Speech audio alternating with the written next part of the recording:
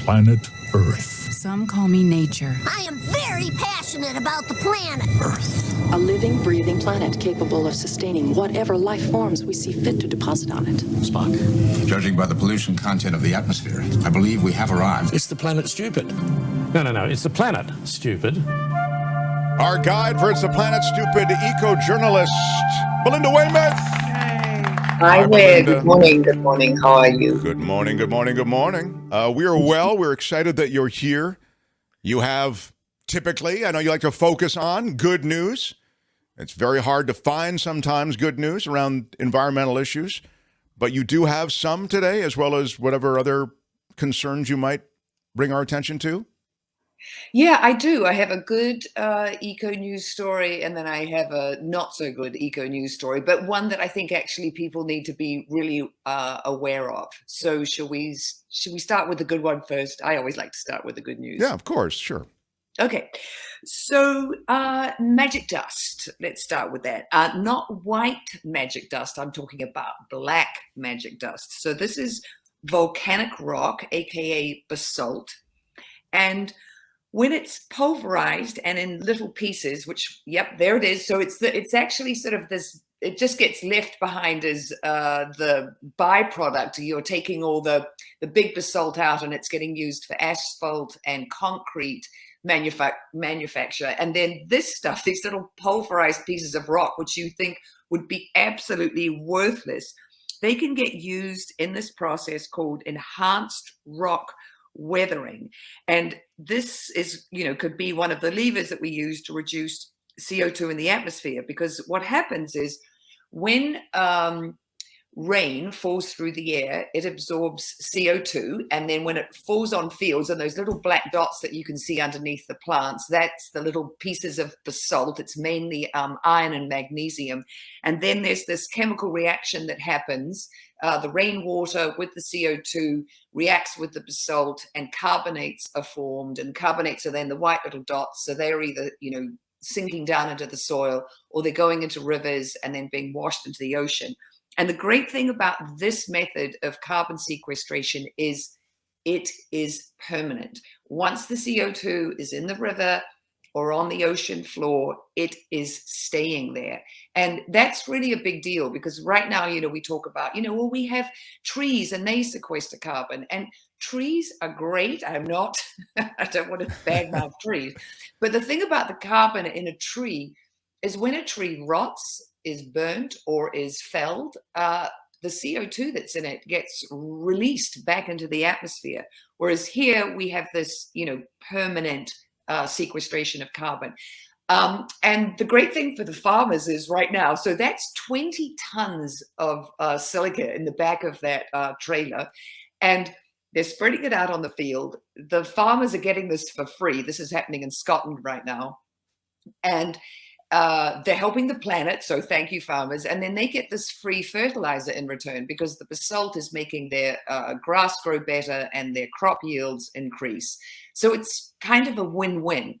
There is a downside, and the downside is that trailer that you see there with the 20 tons of basalt pebbles in it is going to sequester 5 tons of CO2. And so it's 4 tons of basalt gets you 1 ton of carbon sucked out of the atmosphere. Math doesn't quite, No, it's not really going to help us. 1 to 1. Yeah. Because in Britain, per British person per year, they're putting 7 million tons of carbon into the atmosphere. And as you can see, our carbon levels, they are only going up. I mean, last year we released 37 billion tons of CO2 into the atmosphere. And so the thing that, I say over and over again, as does every other, concerned environmental person, is that we have to reduce our carbon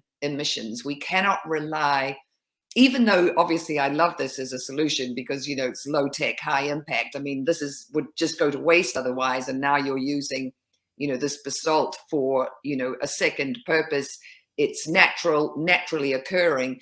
But, if we're going to scale this and put it on every field in the world, it's still not going to be enough. And we have to pulverize it. That would take energy. We have to transport it to the fields. So this is just, it's small potatoes, but it is nonetheless, something that's going to help. And we, have farmers and fields everywhere because, we have to eat, we have livestock. And so, it's using, a resource and an industry, that are both out there. So, that is a positive. Does when you say small potatoes, it is small potato, but with the last thing you just said, it's worth doing, even the small potatoes part of it, even though the balance of energy expended, et cetera, that you just described, it's still worth doing. Yeah, because at this point, Mark, we have to do everything. Okay. We have to do everything that we can. This is, I've said it before, this is an all hands on deck situation. Right. So yeah, it's super, super important. And the thing is, because we're so aware sort of, past trespasses and where we've messed up and where we've gone wrong, if we're using clean renewable energy to do the pulverizing, if we're transporting with electric powered trucks as opposed to, diesel and, oil trucks, fuel trucks, then we're heading in the right direction. And everybody who is working on these solutions knows that, this has to be powered by renewables. We have to not have a new industry that's also going to be a polluting one. We've got to have, this has got to be a clean way of doing this. And so, every little bit is going to help is how I see it.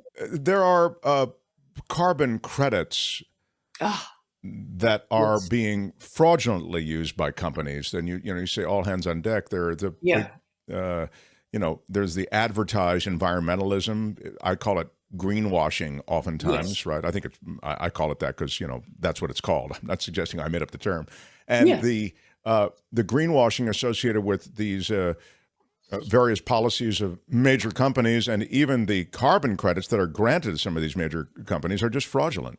Oh, it's so crazy, that these companies get to tout that they're, reducing their carbon footprint, and they get all this cred for it, and they can tell, their consumers that they are in fact buying something that's good for the planet, but are they? A company is saying, look, we've invested in climate mitigation or some biodiversity conservation project. And this story, I mean, this guy had to resign on Tuesday on LinkedIn, the CEO of the biggest carbon credit certifier in the world. They're called Vera.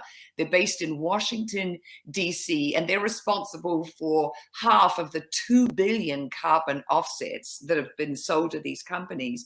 But, they get likened to Catholics buying indulgences. Yes, I committed this terrible sin, but I gave the church some money, and so magically my sin goes away. But does it? And do your carbon credits go away? I mean, the fact is the companies, so it's people like Shell, Gucci, Disney, they've all used Vera to offset their, huge carbon footprint. And then they're saying, well, we're good because we're saving this forest in the Amazon. And they did this 9-month investigation into Vera. And what they found was that these rainforests that they were talking about, all this work they were doing to protect, they were already protected rainforests. I mean, they weren't even on the table for, deforestation. And then there's a big one in Peru that they were, in charge of taking care of. And it turned out that indigenous people who were living there, got ejected from, their homesteads. And so this guy had to resign because they have come up as being, pretty bogus. And the fact is it's carbon credits, it's like you're saying, it's greenwashing. Those companies, rather than saying, well, we can still fly in our jets around the world and you can still wear all this, fabulous Gucci stuff. It's like they have to be decarbonizing their supply chain, and Shell, Shell is a fossil fuel industry. They have to be really investing in renewables and changing their whole business model. You can't still be taking fossil fuels out of the ground and say, well, I'm protecting a little bit of the Amazon, so it's okay. Well, they knew too, when I think of Shell and all of these major oil companies knew that this is back in the 70s, they knew. By now we've seen it, subpoenaed papers that reflect the fact that their scientists all knew and agreed on the fact that there was a chemical reaction going on and that their fossil fuels and their company, if you will, was creating this crisis that we're now sitting in the middle of. Well, it's amazing because watch all the lawsuits that are happening right now. I mean, these companies are being taken to court for what they have knowingly done.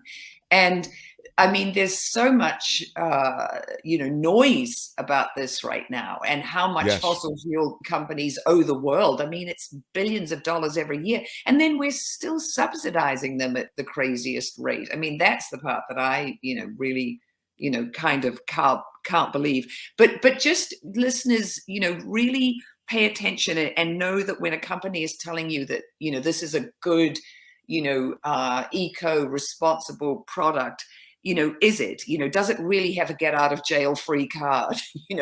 It probably doesn't, and we have to be, we just have to be way smarter, and we have to be more responsible, and we have to be a bit tougher on ourselves, and we have to know that we've got to change. And we have to sort of embrace that change. We hate change, but we have to embrace it. Wouldn't you say, but of course, that's right. I mean, that's why I think, just to go political for 15 seconds, I think that's why the GOP is so successful, and generally the message of, full speed ahead. We got to get back to what we were doing. This wokeism and the climate crisis, let's get back to the slaughterhouses and to the coal plants. I mean, that sadly, that does why do we have to make any changes? I mean, things are fine. You know what I mean?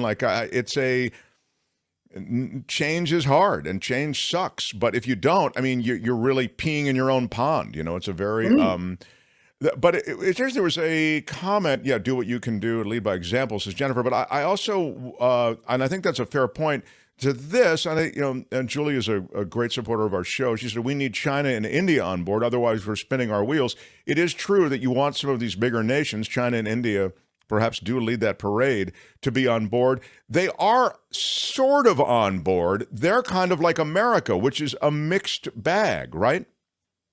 Yeah, I mean, look, China is a huge leader in solar, and the amount of EV, that are coming out of there, and really sensible electric vehicles, that they are exporting all over Asia.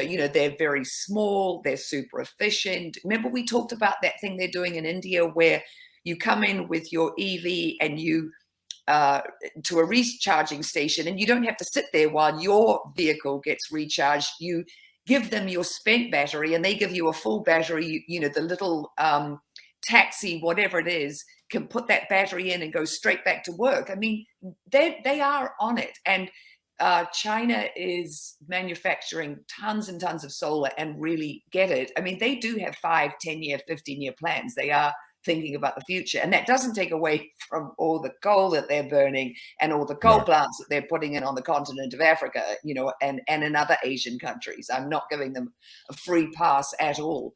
But I think the thing right now is we're in this really uncomfortable moment of change and sort of turning the ocean line around 180 degrees. And I'm not going to give a number of where I think we're at in the change process right now, but it's happening. It is happening. And that's true. Blindness is the problem. So we do have to really spread the word. We have to let everybody know.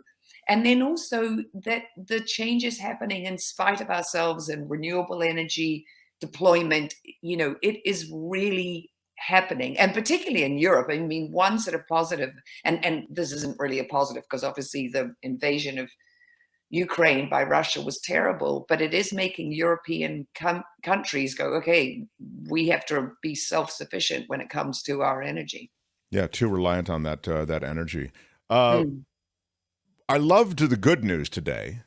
Yeah, it's cool, carbon, right? Little yeah, stones. and the sequestration is a science that explores what I think is going to be possibilities and strategies that we're going to have to really hope ramp up quickly and in a big way. So, I mean, if that's, they